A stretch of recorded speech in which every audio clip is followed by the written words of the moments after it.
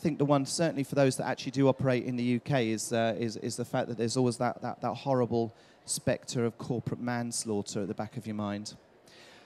What I'm going to do now is just take you through something that, as I say, I think the people need to remain nameless on this, or the agency involved, but we have got inside knowledge on this. This was a great brief, and this is an example of how creative you can be when you need to be. This was for a telephone company. I will say nothing more than that.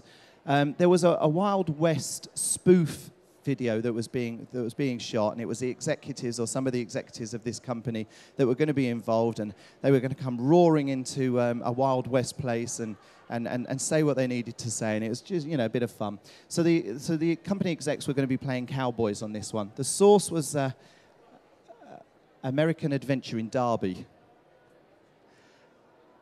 We'd employed, or the agency had employed, the relevant experts to advise and manage the potentially explosive situations, which were, there was a degree of pyrotechnics involved, and of course there were live animals. So that was the brief. So you know, I mean, the original brief was to come up that they wanted the executives to be able to say what they had to say in an unusual surrounding, and we think, you know, American Adventure is probably as unusual as you get, particularly that it's in Derby. Cowboys, I'm not sure. The actors were fully briefed. The actors were, of course, the executives, fully briefed. The costume and makeup was done, and the actors were introduced to their horsey co-stars. All good so far. The animal handlers were there to assist, and then the lights, the camera, the action, and it's all kicking off.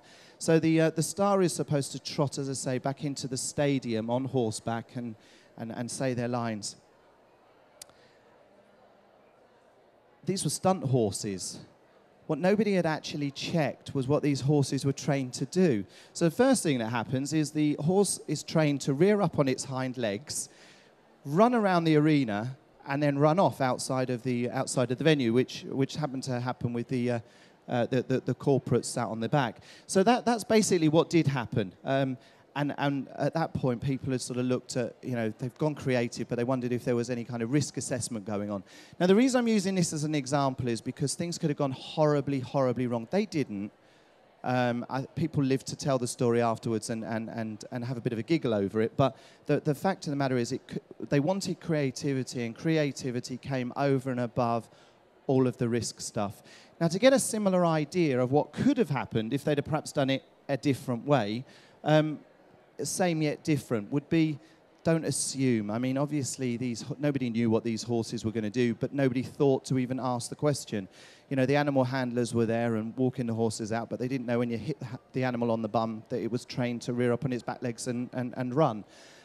So, you know, stunt horses do stunts. The horses weren't used to the actors. This is what should have been gone through. The horses... Well, actually, and to be perfectly honest, the actors were not used to the horses or trained riders.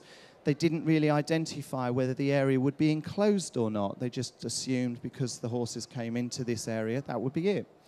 They weren't wearing safety equipment, obviously. You know, being in a hard hat in a Western is not probably the way to go forward. And the video treatment of the Wild West was not really compatible with wearing the hard hats. So what the agency should have done would be to be advised and be advised on the risk. They should have perhaps brought in other horses that were used to novices, to be perfectly honest. They should have enclosed the area so that, you know, the horses couldn't bolt and then go off into the blue yonder. And they could have shot the scene differently using perhaps some close-up video. And using that close-up video, they could have had the handlers of the animals actually holding a rope the other end and still out of shot. So you still could have got the same creativity, but just by making the whole thing just that little bit more safe. Obviously, there were no animals or actors harmed in the making of that video. But the point is that risk and creativity don't appear to be mutually exclusive, but in fact you can pretty much get the same thing, but just do things a very, very different way. And that's the example I'm just going to end up on with that. And does anybody have any questions?